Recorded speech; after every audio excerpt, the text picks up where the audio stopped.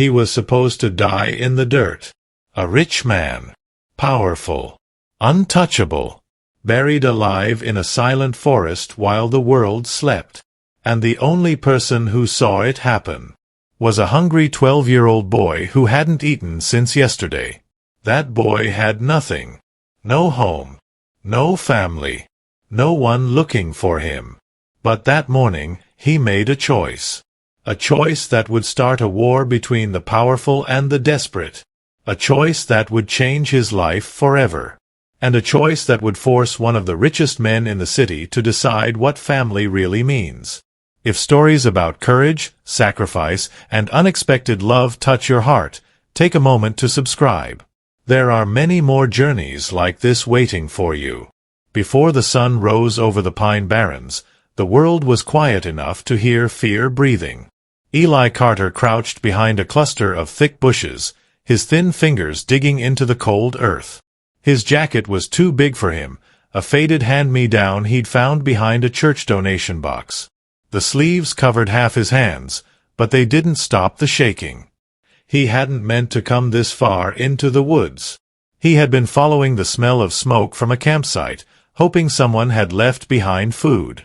But instead of breakfast, he found something no child should ever see. 2 men. They were dragging a third man across the ground. The third man wasn't walking.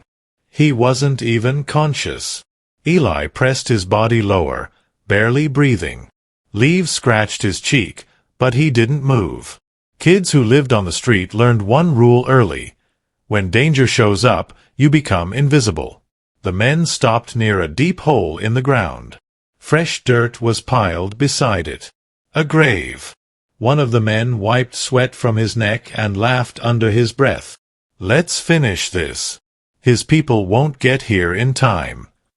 The other man shoved the unconscious figure closer to the edge. Morning fog drifted between the trees. For a moment, it lifted just enough for Eli to see the man's face. And his heart nearly stopped. Even kids who slept under bridges knew that face. Silas Rohr. The billionaire who owned half the city. The man whose name people whispered about like a storm you never wanted to stand under. Eli's stomach twisted. Rich people didn't get buried alive. Not unless something was very, very wrong. A shovel hit the dirt. Thump. Another scoop. Thump. The sound felt like a countdown. Then something unexpected happened. The man on the ground moved. Slowly. Weakly. Silas's eyes opened. Steel gray. Sharp even through the pain. And somehow, those eyes found Eli. They locked onto the exact spot where the boy was hiding. There was no panic in that look. Just one silent message. Don't let me die here. Eli's heart pounded so hard he thought the men would hear it. He looked around. No phone. No road. No adults. Just trees, and a small stone near his knee. For a boy who had grown up poor, choices were never easy. Run and stay safe. Or help and risk everything. Eli grabbed the stone. His hands shook. Then he stood up and threw it as hard as he could into the trees behind the men. The rock crashed through branches. Both men spun around. What was that? Eli didn't wait. He ran forward, grabbed Silas by the coat, and dragged with everything his thin body had. The ground was heavy, wet, and slippery, but fear gave him strength he didn't know he had. For one desperate moment, he pulled the rich man away from the edge of his own grave. Then Eli ran. He ran through the trees, branches slapping his face, lungs burning, legs screaming. He didn't stop until he burst out onto a narrow road. Cars passed. Fast. No one slowed down. Eli stepped into the middle of the lane, waving both arms. Please. Stop. Please. One car swerved around him. Another sped past. Then a dark SUV screeched to a halt just inches away. The window rolled down slowly. The driver's eyes were calm. Focused. not confused like most people would be. Eli gasped for air. They're burying him. They're burying Silas Rohr alive. The driver didn't speak for a second. But something changed in his expression. Not surprise. Recognition. Like the hunt had already begun. His name was Miles Keene, and he didn't ask a single unnecessary question. He opened the door. "Get in," he said quietly. "Show me." Eli climbed inside, still shaking. As the SUV turned off the road and disappeared into the forest, Miles pressed a hidden button beneath the dashboard. No sound. No call. Just a silent signal sent into the darkness. Behind them, the morning sun finally began to rise. But in the woods ahead, someone else was already watching. And they knew Silas Rohr was still alive. Before we go further, tell me in the comments, if you were that boy, would you have run away or tried to save him? Because Eli had no idea yet that saving a rich man's life was about to cost him his own. The SUV moved deeper into the trees, branches scraping softly along the sides as if the forest itself was trying to hold them back. Eli sat curled into the seat, knees pulled tight to his chest. His hands were still shaking, leaving faint streaks of dried mud on the leather. He kept pointing through the windshield, his voice breaking every few seconds. "Left, there, no, the other way. I ran past that fallen tree." Miles didn't rush him. He drove slowly, carefully, tires rolling over gravel and wet leaves without a sound. The man's face stayed calm, but his eyes were working, reading every shadow, every mark on the ground. Street kids learned to read danger. Men like Miles learned to hunt it. The air inside the vehicle smelled faintly of pine and cold morning fog. But as they went deeper, another scent crept in. Fresh dirt. Miles eased his foot off the gas. "Where?"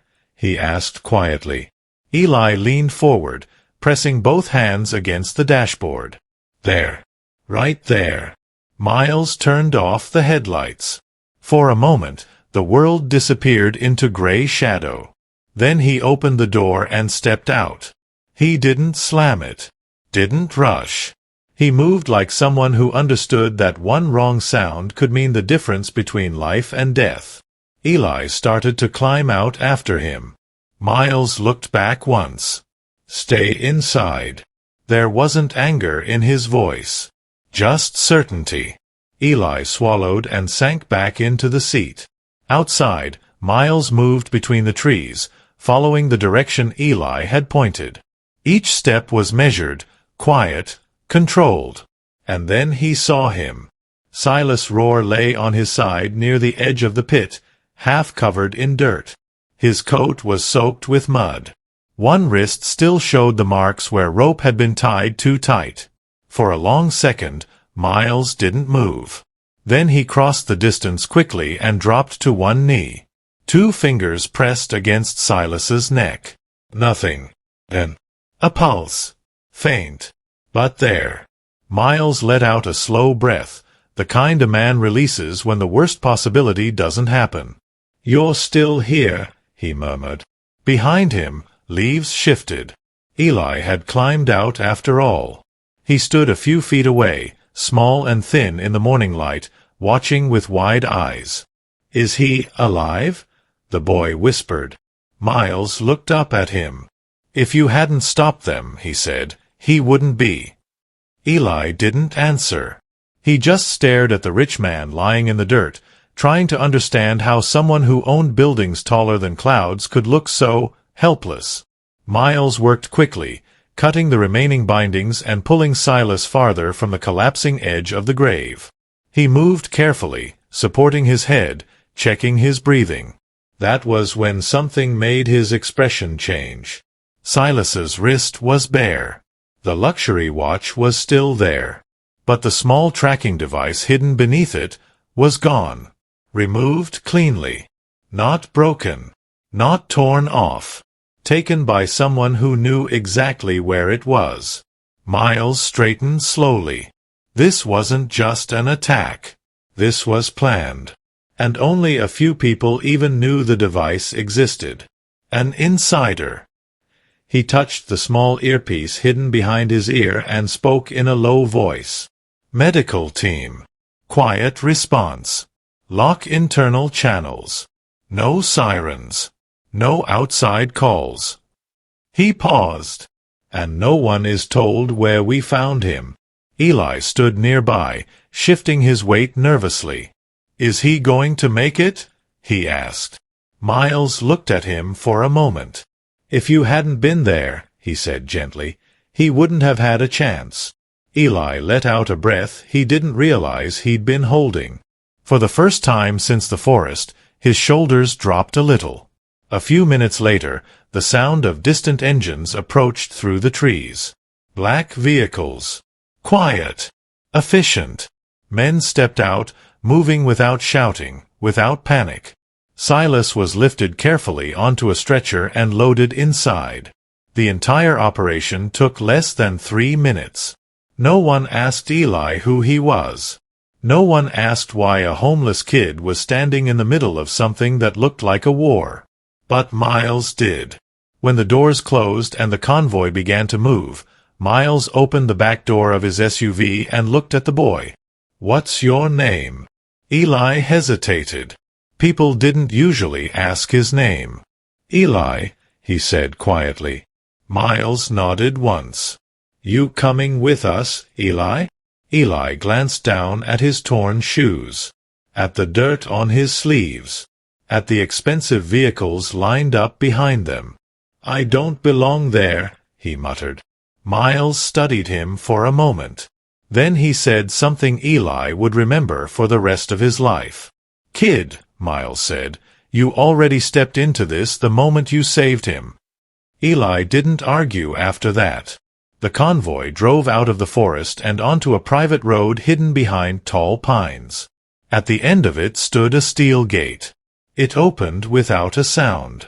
Inside waited a house that didn't look like a home. It looked like a fortress.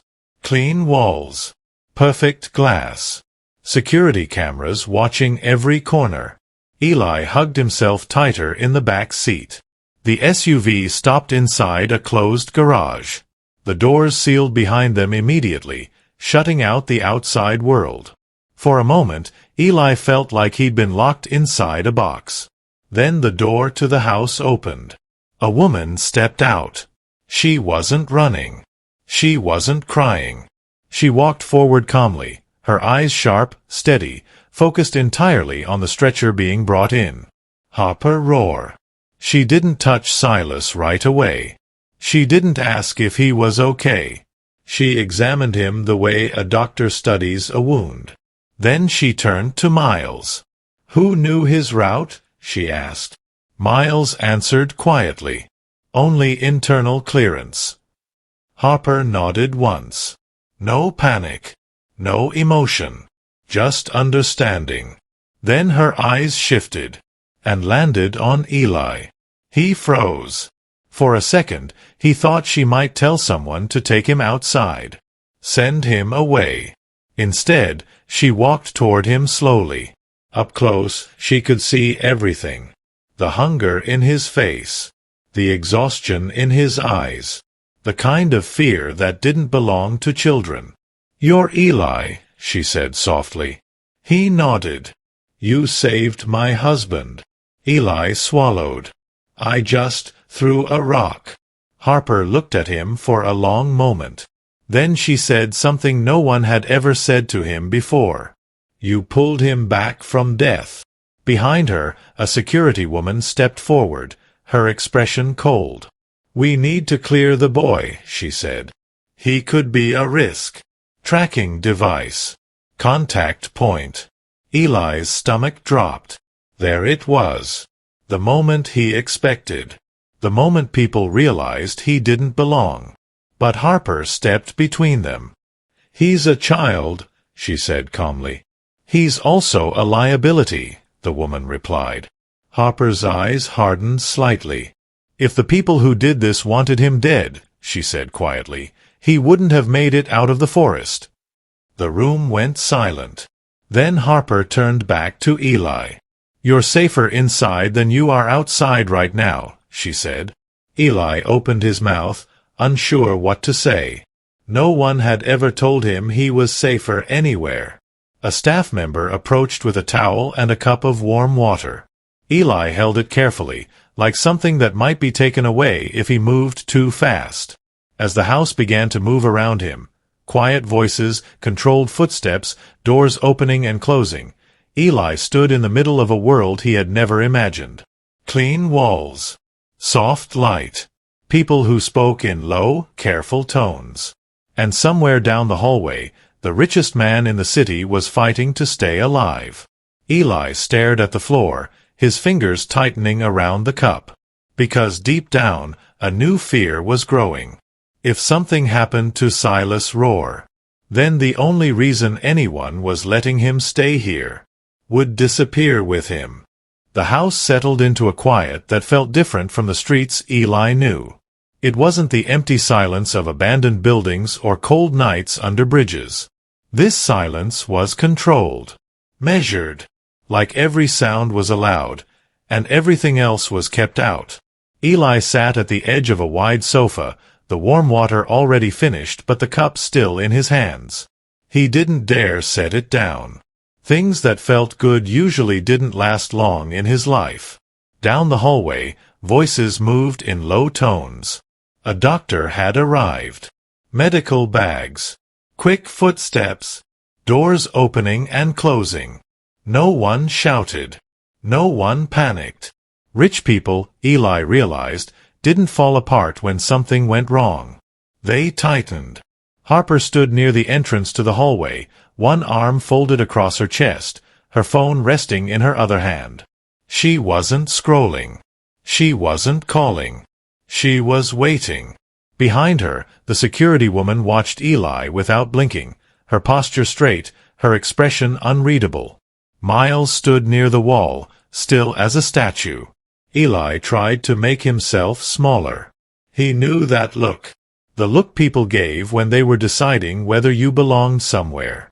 After a while, the doctor's voice faded. The hallway door opened slowly. For a moment, nothing happened. Then Silas Rohr stepped out. He wasn't fully steady. One hand rested lightly against the doorframe. His face was pale, his shirt changed, a bandage wrapped around his wrist. But his eyes, they were clear, sharp, the kind of eyes that made a room adjust itself without a word. Everyone straightened a little. Even the air seemed to settle.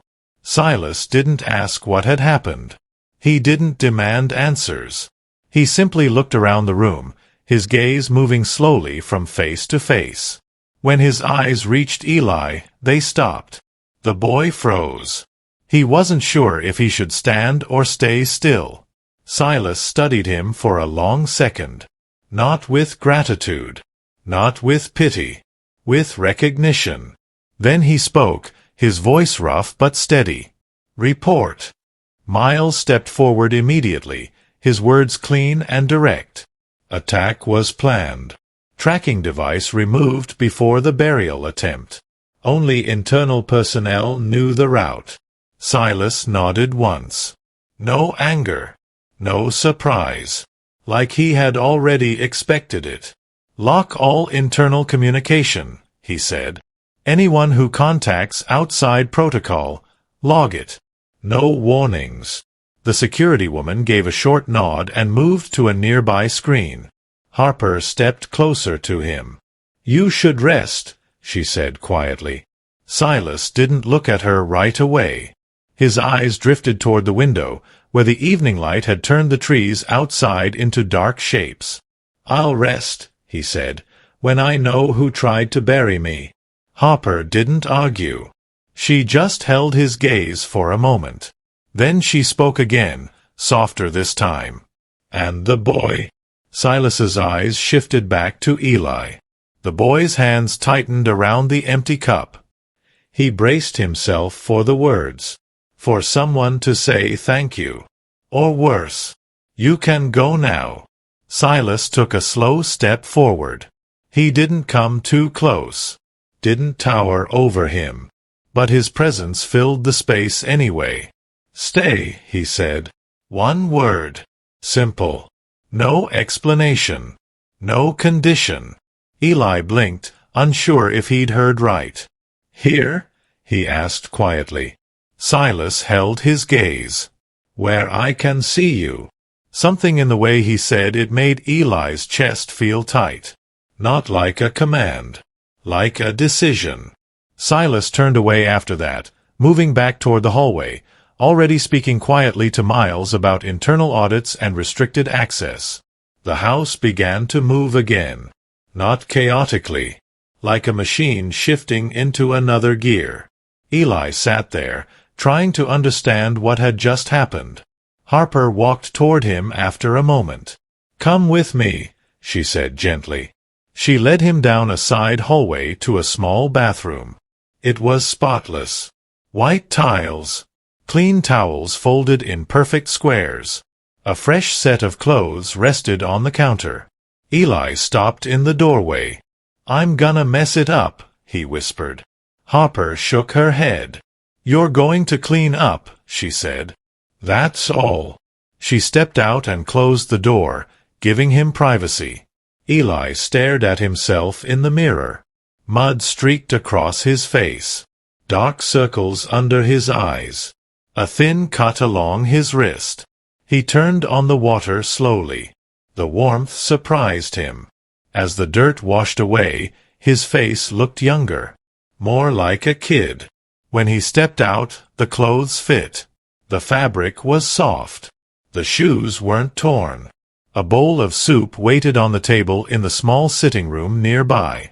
Eli sat down and ate slowly, even though his stomach begged him to hurry. Street habit. If you eat too fast, someone takes it. If you act too comfortable, you get pushed out. He kept waiting for the moment someone would say enough. But it didn't come. Tessa stayed nearby, watching quietly. Harper passed through the room once, her eyes checking him the way someone checks a situation, not judging, just making sure things were steady. After he finished eating, Eli wiped the bowl clean with the last piece of bread. Then he stood up. There was something he needed to know. He walked down the hallway toward the room where Silas was resting. Miles stood outside the door. Eli hesitated. Miles looked at him for a second. Then he stepped aside. Eli knocked once and pushed the door open. Silas sat on the edge of the bed, his posture straight despite the exhaustion in his face. Even sitting there, he looked like a man used to being in control of everything around him. His eyes lifted to Eli. Waiting. Eli swallowed. "You owe me something," he said quietly. Silas didn't react. "Why didn't anyone come?" Eli asked. "If you're so important, why were you alone out there?" The question hung in the room. It wasn't disrespect. It was something deeper. A child trying to understand how power could still leave someone helpless. Silas held his gaze for a long moment. Then he answered. "Because someone wanted me dead. Not kidnapped. Not threatened. Dead." Eli felt a chill run through him. He wanted to ask who. But the look in Silas's eyes stopped him. Names in that world weren't just names. They were weapons. A quiet knock came at the door. Harper stepped in. She looked from Silas to Eli, understanding immediately what had been said without hearing it. "Come with me," she told Eli softly. She led him to a small bedroom down the hall. A single bed. A dresser. A folded blanket that looked softer than anything Eli had ever touched. On the nightstand sat a worn cloth bag. His bag. "These were your things," Harper said. "We had someone bring them back." Eli opened it slowly. A broken comb. An empty lighter. A few coins. And an old photograph. At the bottom was a crumpled envelope. He pulled it out halfway. Then stopped. His hand froze. He had carried that envelope for years. and he had never opened it, because whatever was inside might tell him something he wasn't ready to hear. Harper noticed. She didn't ask what it was. She gently took the envelope and placed it inside the dresser drawer. Then she locked it. "Some things," she said quietly, "should be opened when you're ready, not when you're scared." Eli nodded slowly. For the first time that day, something inside him loosened. Like maybe he didn't have to carry everything alone. Harper turned to leave. But before she reached the door, Miles appeared at the end of the hallway, speaking to her in a low voice. Harper listened, and the calm expression on her face shifted just slightly. Not panic. Something colder. She walked quickly back toward the living room. Eli followed a few steps behind, curiosity pulling him forward. On the table, Tessa stood holding a plain white envelope. No stamp. No delivery mark. Just Eli's name written across the front. Tessa slid a photograph out and placed it under the light. Eli stepped closer, and his stomach dropped. It was him. In the forest. Covered in mud. Looking back over his shoulder in fear. A red circle had been drawn around his face. And beneath the picture, a single printed sentence. "Give the boy back." The room went completely still. Because now everyone understood. This wasn't just about Silas anymore. Someone out there was hunting Eli. The photograph lay on the table like something alive. No one touched it. No one spoke. Eli couldn't take his eyes off the red circle around his face. It wasn't drawn messy or angry. It was careful. Precise. Like someone had taken their time. Like someone had been watching him long enough to choose the perfect moment. His chest tightened. "How did they get this?" he whispered. Tessa didn't answer right away. Her fingers moved quickly across the tablet in her hands, pulling up security logs, camera feeds, entry records. "No breach," she said finally. "No courier. No vehicle at the gate." Miles's voice came low and steady. "If it's inside, someone opened a path." That sentence settled over the room heavier than the threat itself. Because it meant the danger wasn't outside the walls. It was somewhere within the network they trusted. Eli took a step back. For a boy who had spent years sleeping in places where danger could come from any direction, that feeling was familiar. There was nowhere safe. Silas appeared in the doorway behind them. He didn't ask what the envelope said. He looked once at the photograph, then at Eli, then back at Tessa. "Lock every channel," he said. "Already done," she replied. Silas nodded once. "Open one." Tessa hesitated. "In this situation?" "The one they trust the most," Silas said. The room went quiet again. Harper watched him closely. "You're baiting them." Silas didn't look at her.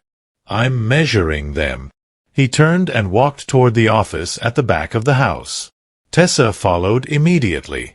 Miles stayed where he was, his eyes moving between Eli and the hallway, as if calculating how many directions danger could come from at once. Harper stepped toward Eli slowly. He still hadn't moved. His eyes were fixed on the red circle. "They want me," he said quietly. Harper didn't rush to comfort him. She didn't tell him it would be okay. Instead, she said something honest. "They want leverage." Eli swallowed. "That means they'll hurt him if I leave," he said. "And they'll hurt me if I stay." Harper held his gaze. Yes. The truth didn't feel kind. But it felt solid. And for a child who had lived his life on broken promises, solid truth mattered more than soft lies. Inside the office, voices were low and controlled. Silas stood behind the desk, a thin file open in front of him. Tessa waited. "Send this through the channel," he said. She read the paper once, her eyes narrowing slightly. You want this to sound like a leak? Yes. What exactly am I leaking? Silas's voice stayed calm. That I'm moving before dawn. That I'm leaving the safe house. That I'm taking an old route to meet someone off the grid. Tessa looked up. This is bait. Silas shook his head slightly. No. This is pressure. He closed the file. Bait catches whoever bites.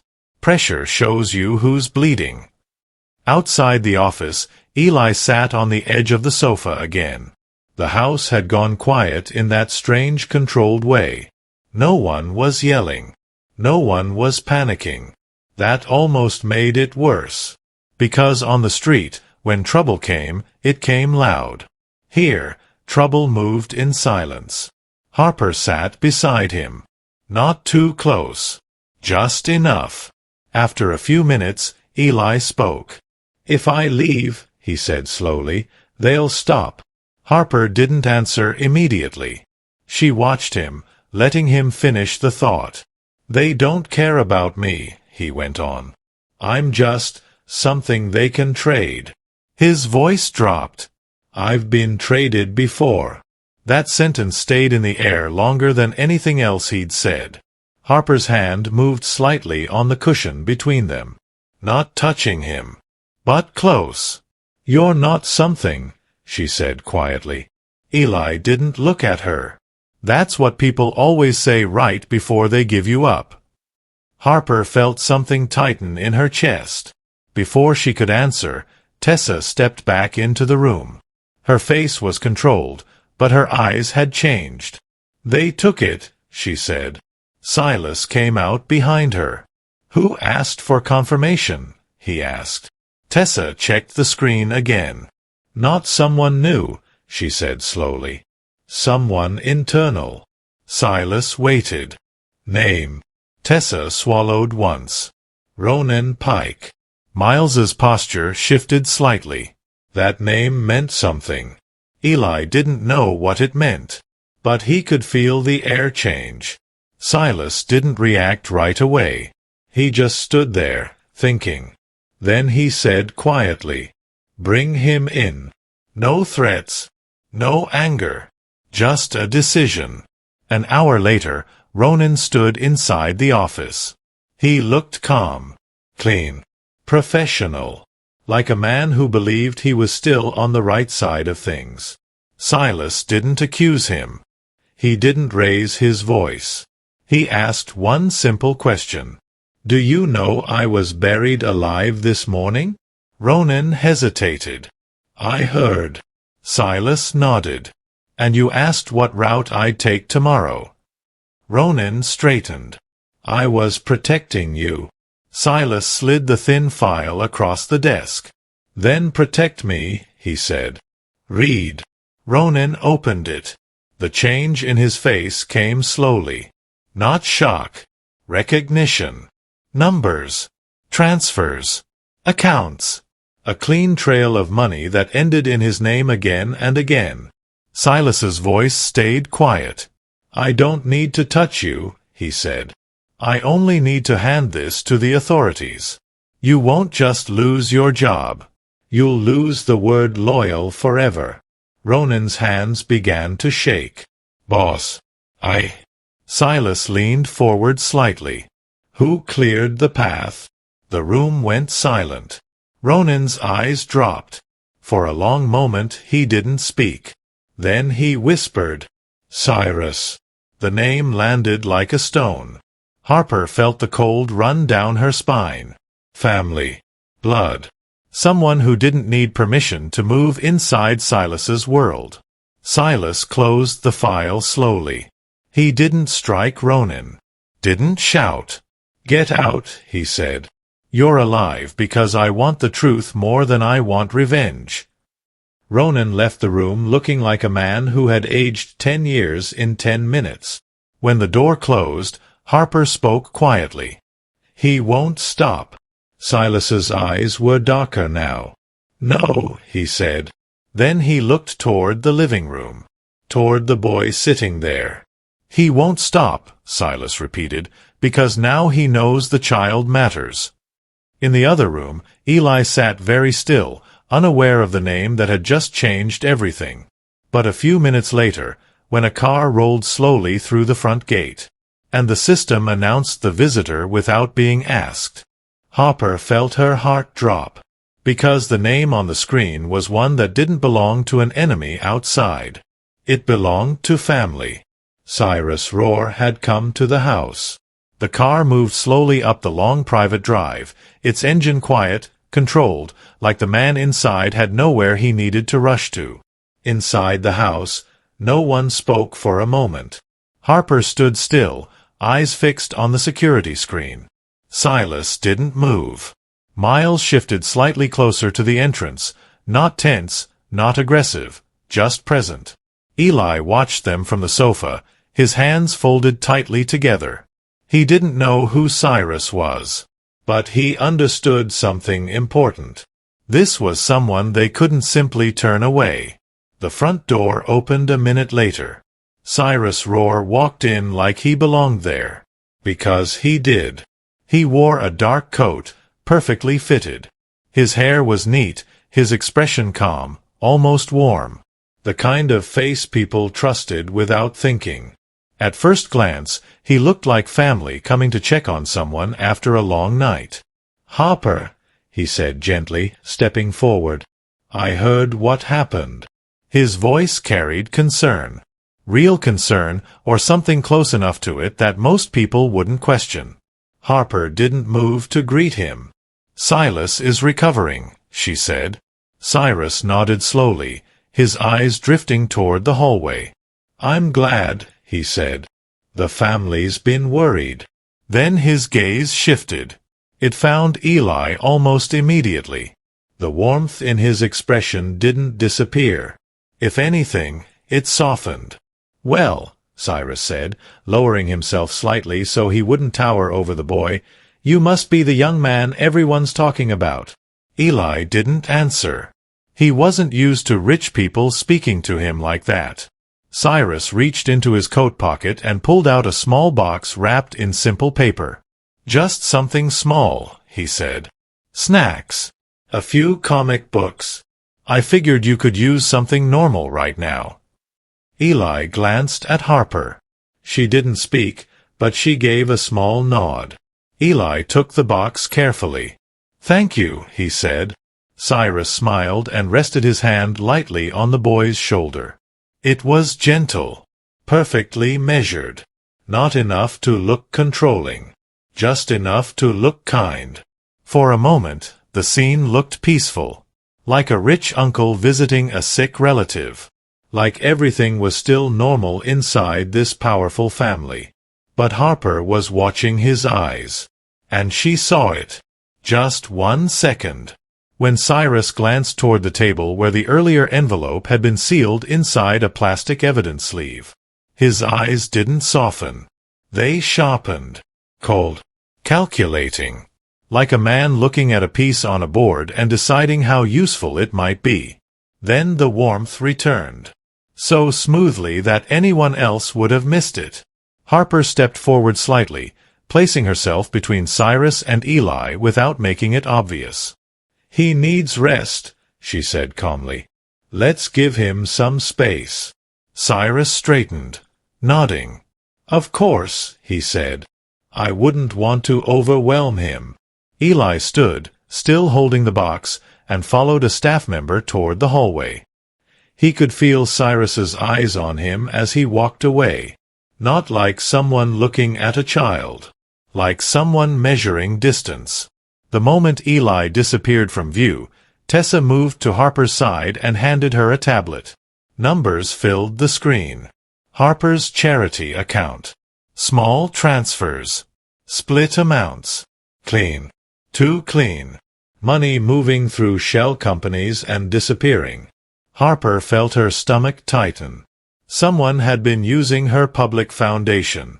If this went public, it wouldn't look like charity. It would look like laundering. Cyrus glanced at the screen. He gave a quiet sigh. "You do a lot of good work," he said gently. Sometimes good people get taken advantage of. Harper looked up at him.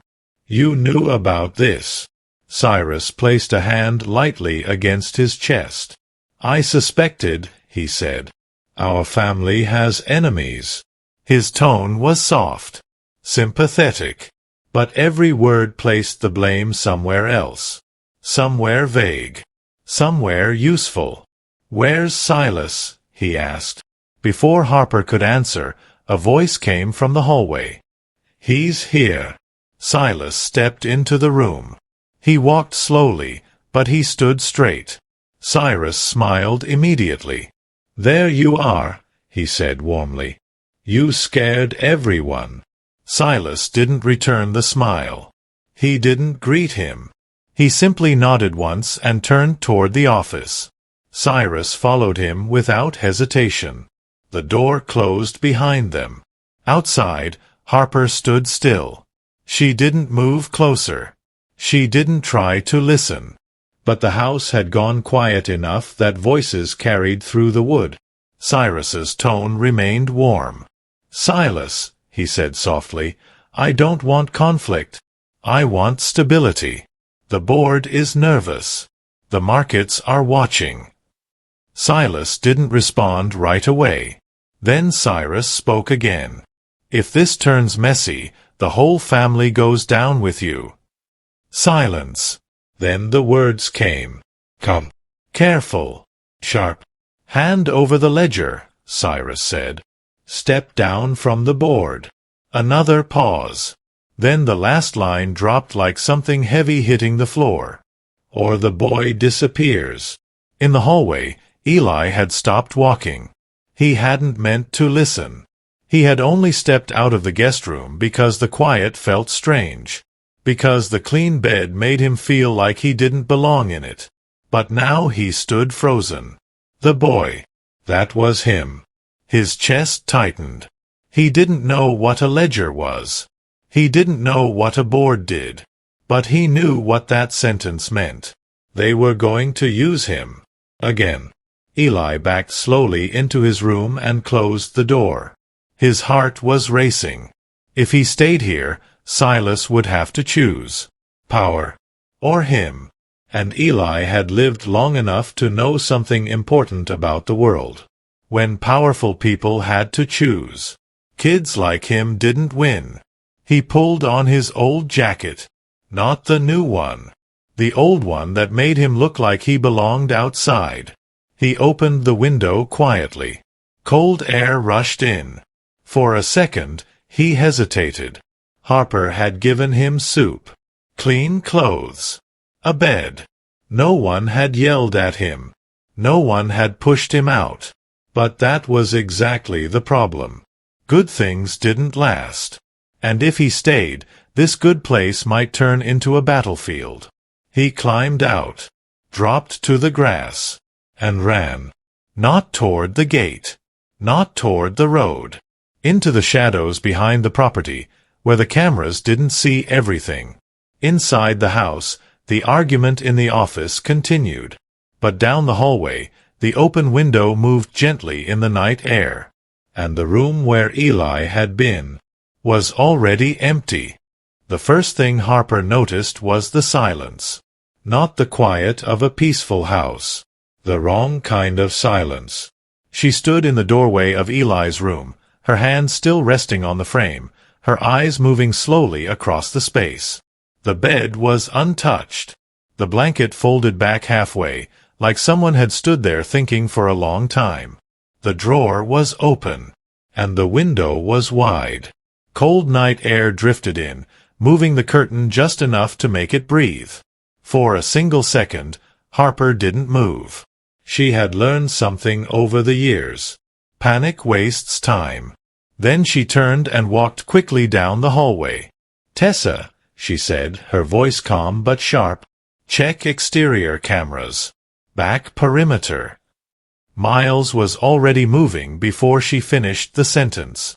Inside the office, the conversation between Silas and Cyrus stopped the moment the tension in the house shifted. Cyrus noticed it first. He tilted his head slightly. "Something wrong?" he asked. Silas didn't answer him. He stepped out into the hallway. Harper met his eyes. "He's gone." For the first time that night, something in Silas's expression changed. Not anger, not fear. Something heavier. Understanding. Cyrus spoke from behind them, his tone still smooth. "A child like that doesn't stay where he feels out of place," he said. "They're used to running." Harper didn't look at him. Miles's voice came through the internal system. "Back camera shows movement 10 minutes ago. He avoided the main path.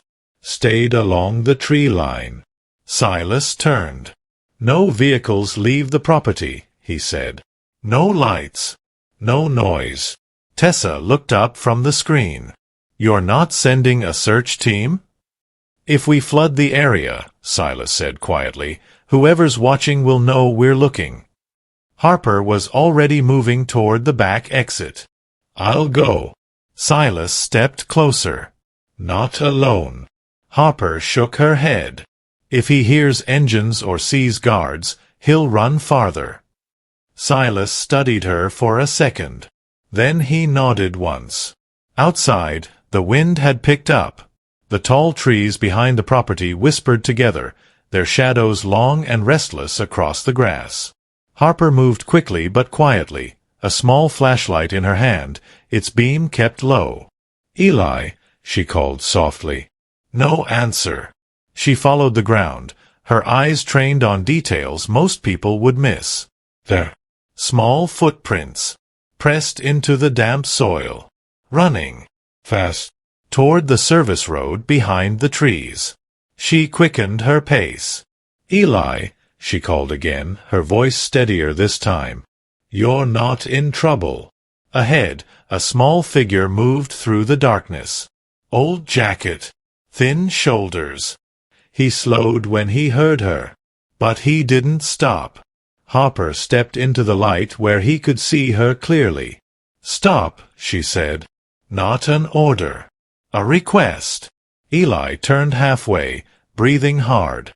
"They'll use me," he said quickly, like he had to say it before he lost the courage. "I heard him. He said I'm leverage." Harper took a slow step forward. "You're not leverage." "That's what people always say," Eli answered. "Until they trade you." His voice cracked. "I don't want him to choose. I don't want anyone to get hurt because of me." Harper kept her hands visible, empty. "You don't fix this by disappearing," she said. "You fix it by letting the adults do their job." Eli hesitated. For a moment, it looked like he might step back toward her. Then the sound of tires on gravel broke the night. Both of them turned. Headlights swept through the trees. Low. Controlled. A dark vehicle rolled slowly to the edge of the service road. It stopped. The rear door opened immediately. Everything happened in seconds. A man stepped out from the shadows behind Eli. One arm locked around the boy's chest. The other clamped over his mouth. Eli struggled, his eyes wide with shock. Harper lunged forward. Another man stepped between them. He didn't strike her. He didn't threaten. He just raised his hand slightly. And the message was clear. One more step, and the boy gets hurt. Eli kicked, trying to scream. For a brief second, his face turned toward the headlights. And Harper saw it. On the man's wrist. A small tattoo. A bird inside a circle. The same symbol Tessa had shown earlier in the security footage. Grant's people. The car door slammed. The vehicle reversed smoothly, turned, and disappeared into the darkness as quietly as it had come. The whole thing took less than 10 seconds. Harper stood in the road, her hand still reaching toward empty air. Her breathing broke once. Then she forced it steady. No screaming. No panic. Because panic wouldn't bring him back. She turned and ran toward the house. Inside, Silas was already standing near the main system console. He didn't ask what happened. He saw her face. "Eli is gone," she said. The room went completely still. Silas closed his eyes for exactly 1 beat. Then he spoke. "Lock the gate." Tessa's hands moved immediately. Steel barriers slid into place. Security systems shifted into full lockdown. The house changed again. Not chaotic. Not loud. Cold. Focused. Silas leaned over the desk, one hand flat against the surface. "Open the network," he said quietly. Tessa began pulling up city traffic feeds, gas station cameras, intersection footage. Miles stepped forward, already putting on his coat. "I'll go." Silas shook his head. "Not by instinct. By pattern." Harper stood beside them, her voice tight but steady. "They won't hurt him yet," she said. "They need him." Silas didn't look at her. "They won't hurt him," he agreed. Then he added, "They'll use him." Tessa froze on one of the camera feeds. "Gas station near the service road," she said. "Dark vehicle. 2 men. They bought water and duct tape." Harper's stomach turned. Silas's expression didn't change. "Zoom the wrist," he said. Tessa enhanced the frame. The bird inside the circle. Miles exhaled slowly. "Grant." Silas straightened. "Good," he said. Not relief. Confirmation. Now they had a direction. He turned to Tessa again. "Send a message through internal channels," he said. "What kind of message?" Silas's eyes were cold now. "The kind that makes them think I'm coming after him myself." Harper looked at him sharply. "You're not going." Silas shook his head. "They want me emotional," he said. "They want me visible." He paused. "I'm not giving them that." Outside, somewhere in the city, a frightened boy sat in the back of a moving vehicle. Inside the safe house, a quiet war was beginning. And as the false message moved through the internal network like a whispered rumor, Miles slipped out through the rear exit, disappearing into the night without headlights. Because while everyone else was watching the bait, he was already following the hunters. Miles kept a long distance behind the dark vehicle, his headlights off, his speed matching traffic like he was just another late-night driver heading nowhere important. He didn't rush. Men like Grant expected anger, expected pursuit, expected noise. Miles gave them patience. The vehicle turned off the main road and rolled toward an old industrial district where warehouses sat like empty shells under tired yellow lights. He spoke quietly into his earpiece. Location confirmed. Back at the house, Tessa marked the coordinates. Harper stood beside the screen, her hands clasped tightly, her knuckles pale. Silas didn't ask how Eli was. He didn't need to. He already knew the boy would be scared. He also knew something else. Fear makes people make mistakes. And tonight, he couldn't afford one. "Send the police," Silas said quietly. Harper looked at him. "You're involving them?" Silas met her eyes. "This ends with law," he said. "Not revenge." In the warehouse, Eli sat on a metal chair under a single hanging light. His wrists were tied loosely with plastic bands. Not tight enough to hurt. Just tight enough to remind him he wasn't going anywhere. Grant stepped into the light. He looked calm. Clean. Like a man arriving for a meeting, not a kidnapping. "You caused a lot of trouble, kid," he said. Eli didn't answer. Grant crouched down so they were eye level. "You know why you're here?" Eli swallowed. "Because I saw something." Grant smiled. "No. Because you matter to someone powerful." That word stayed with Eli. Matter. It didn't feel like something he had ever been before. Outside the warehouse, unmarked police vehicles moved into position. Miles watched from the shadows. And farther back, hidden from every camera angle, Silas stood beside Harper. He hadn't come to fight. He had come to make sure this ended the right way. Inside, Grant turned toward the open warehouse door. "Come out, Silas," he called loudly. "We both know you're here." Silence answered him. Grant's smile faded slightly. "You always protect what's yours," he continued. "Don't let a street kid be the reason you lose everything." Eli lowered his head. That sentence felt familiar, like every adult who had ever made him feel like a problem. Then a voice came from outside. "Come." Cold. Controlled. "I'm not here for what's mine." Silas stepped just far enough into the doorway that his voice carried, but his face stayed in shadow.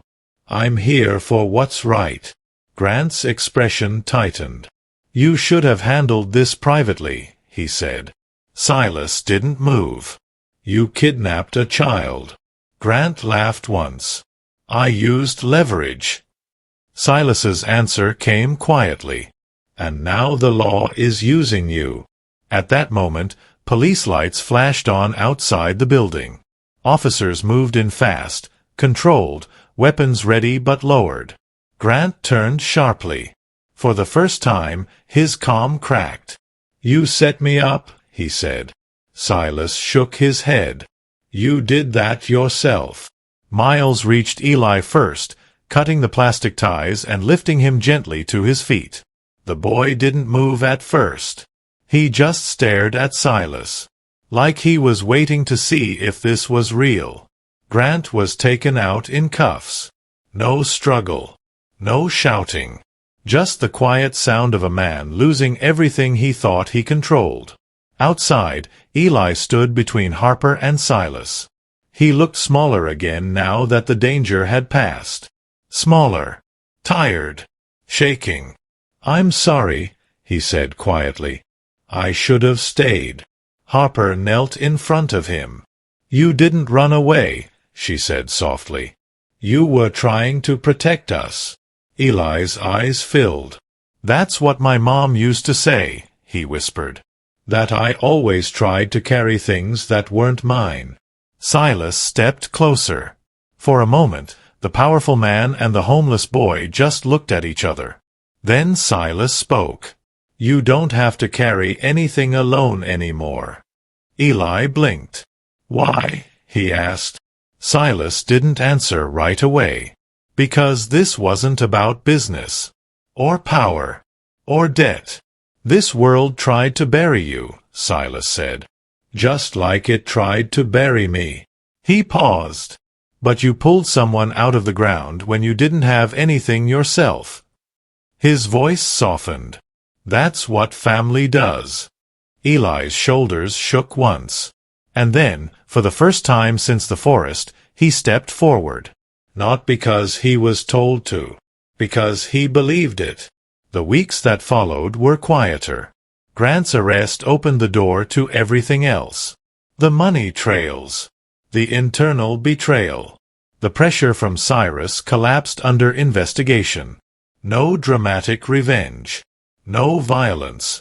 Just paperwork, testimony, and the slow, steady weight of truth. Harper's charity name was cleared. The board stabilized. And the house that had once felt like a fortress slowly became something else. A home. Eli didn't change overnight. He still ate slowly. Still kept his shoes by the bed. Still woke up sometimes in the middle of the night, listening for footsteps that weren't there. But there were new habits too. Breakfast at the table. Homework in the afternoon. Harper's voice reminding him to bring a jacket. Miles teaching him how to throw a baseball in the yard. And sometimes, late in the evening, Silas sitting across from him without saying much. Just being there. One afternoon, Eli stood in the doorway of the house, looking out at the long drive where he had once arrived covered in mud and fear. Silas came up beside him. "You thinking about running?" Silas asked. Eli shook his head. "I was thinking," he said slowly, "that this is the first place I ever stayed because someone wanted me, not because I had nowhere else to go." Silas nodded. Wealth could buy security. Power could control people. But neither of those things had saved him in the forest. A poor boy had. And that truth changed everything. Because in the end, it wasn't money that built a family. It was the moment someone chose you, when they didn't have to. If this story touched your heart, don't forget to subscribe, and tell me in the comments which country or region you're watching from.